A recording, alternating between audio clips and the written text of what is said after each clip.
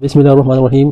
This is chapter 3 lecture number 13। Question कुछ इस तरह है कि prove that each of the fractions x plus Y divide by plus b is equal to x y plus x by B plus c equal to Z plus x by c plus c and all these are equal to this one x plus Y plus z divide by a plus b plus c. तो कहने का मतलब ये है कि हमने इन तीनों को इस फॉर्म में ट्रांसफॉर्म करना है या इस फॉर्म में कन्वर्ट करना है, या आप सादा अल्फाज में यूँ कहें कि इन तीनों से हमने ये बनाना है। ठीक है, तो ये कैसे करना है?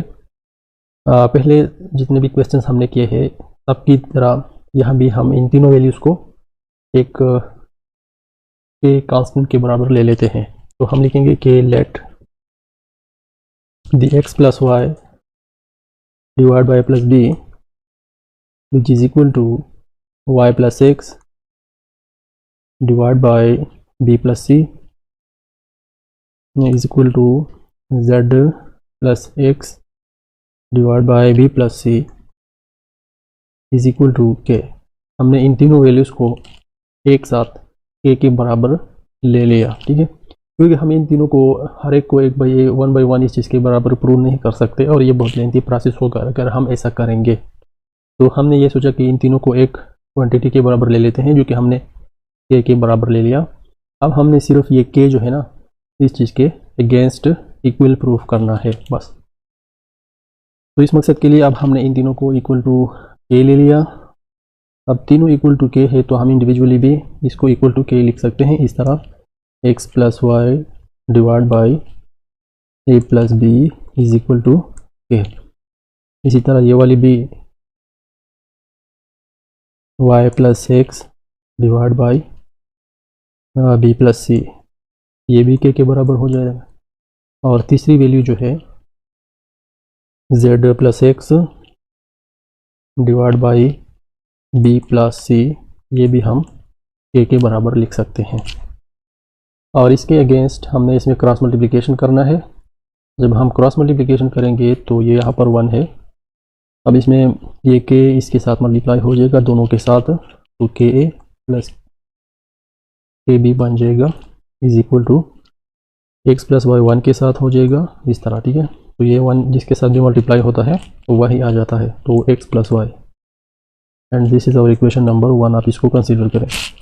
इसी तरह यह भी आप क्रॉस मल्टीप्लिकेशन करेंगे कि इसके साथ मल्टीप्लाई होगा और 1 इसके साथ, तो इस तरह ये के इन दोनों के साथ मल्टीप्लाई होगी। ठीक है, अब ये के जब बी के साथ मल्टीप्लाई हो जाएगी तो ये हो जाएगा के बी प्लस के सी। ठीक है, ये के इन दोनों के साथ, इसी तरह ये 1 इन दोनों के साथ।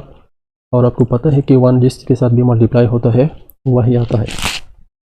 अब अगर 1 एक्स प्लस वाई के साथ मल्टीप्लाई हो जाएगा तो यही आ जाएगा वाई प्लस एक्स। और इसी तरह इसको आप इक्वेशन 2 का नाम दे दें। और तीसरी जो वैल्यू है इसमें भी आप क्रॉस मल्टीप्लिकेशन करेंगे इसी तरह।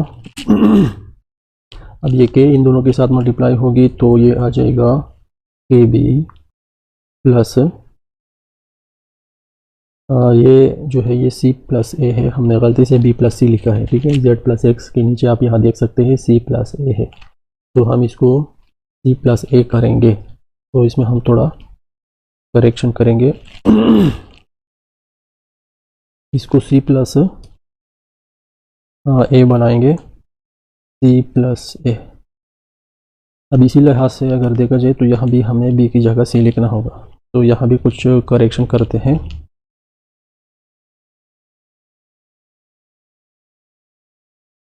ये हो जाएगा के सी प्लस के ए विच इज़ इक्वल टू ये 1 अगेन जेड प्लस एक्स के साथ मल्टीप्लाई करेगा तो वही जेड प्लस एक्स आ जाएगा। और ये हमारा इक्वेशन 3 बन गया। अब इसका आगे प्रोसेस क्या है? इसके अगेंस्ट आगे का जो प्रोसेस है वो ये है कि आपने क्या करना है, इन तीनों इक्वेशंस को ऐड करना है। सो यहाँ पर आप लिखिए कि एडिंग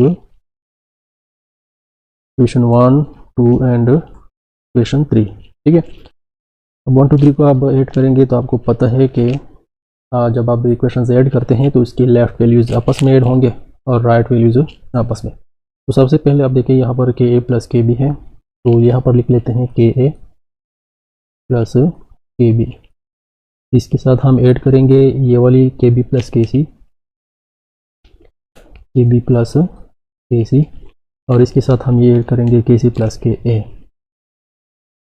के सी प्लस के ए। ये तीनों लेफ्ट के वैल्यूज़ आपस में ऐड हो गए। अब राइट की वैल्यूज़ आपस में ऐड करेंगे इक्वलिटी के दूसरे साइड पे। तो यहाँ x प्लस वाई है,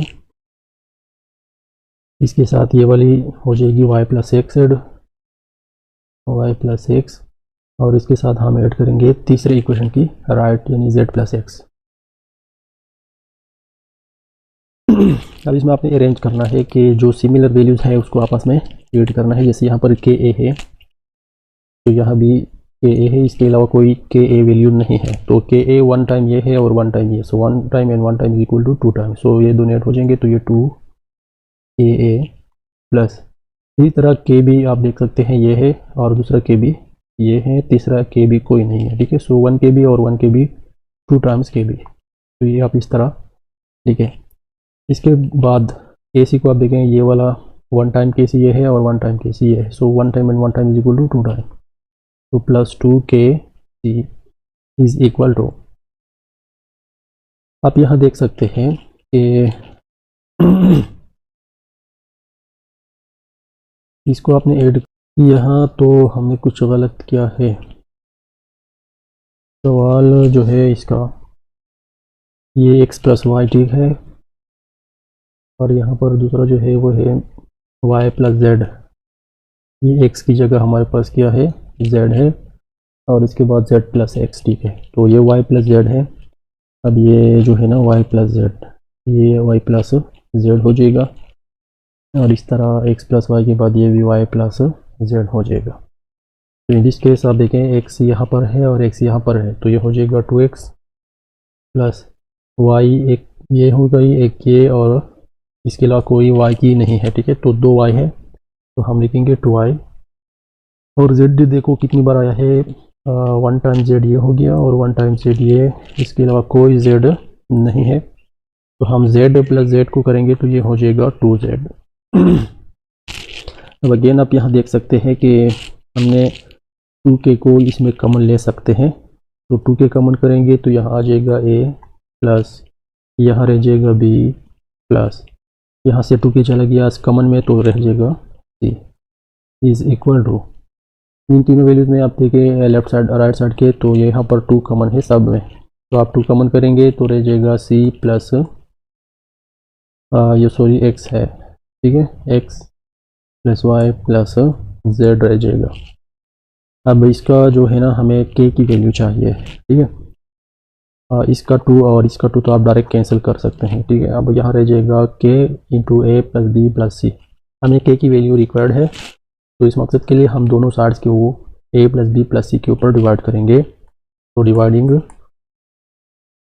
both sides by a plus b plus c, ठीक है। तो इस तरह यह हो जाएगा k into a plus b plus c बराबर है x plus Y plus z। इसको भी डिवाइड करें a plus b plus c के, और इस साइड को भी आप a plus b plus c के डिवाइड करेंगे तो ये a कैंसिल हो जाएंगे। आपका जो k है वो इज इक्वल टू रह जाएगा x plus Y plus z divide by a plus b plus c. और आपने देख लिया कि हमने अपना टारगेट अचीव कर लिया है, क्योंकि मैंने आपको स्टार्ट में बताया था कि हम इन तीनों वैल्यूज़ को एक साथ इन चीज़ों एक इन चीज़ के बराबर नहीं ले सकते। हमने इन तीनों को एक तो वैल्यू के बराबर लेना है, के हमने इसको कंसिडर किया था, और मैंने आपको कहा था कि अगर हम के को इस चीज़ के अगेंस्ट प्रूव करेंगे तो इसका मतलब ये होगा कि हमने इन तीनों वैल्यूज़ को प्रूव किया, क्योंकि ये तीनों वैल्यूज़ हमने के बराबर ले रखे हैं। तो के की जगह आप अब इन तीनों को पुट करेंगे तो भी कोई मसला नहीं होगा, क्योंकि के इन तीनों के बराबर है। तो अगर आप के रखेंगे या के की जगह ये वैल्यूज लिखेंगे, आपका टारगेट अचीव हो चुका है। ठीक है, उम्मीद करता हूँ कि आपका जो क्वेश्चन है ये क्वेश्चन नंबर 5 ये आपने सीखा होगा और इसको आपने अंडरस्टैंड किया होगा। किसी भी किस्म की अगर आपको कोई कन्फ्यूजन है तो आप हमें कमेंट सेक्शन में पूछ सकते हैं, हम आपको इंशाल्लाह भरपूर हेल्प फराहम करेंगे। मिलते हैं नेक्स्ट वीडियो में, तब तक के लिए अल्लाह हाफिज़।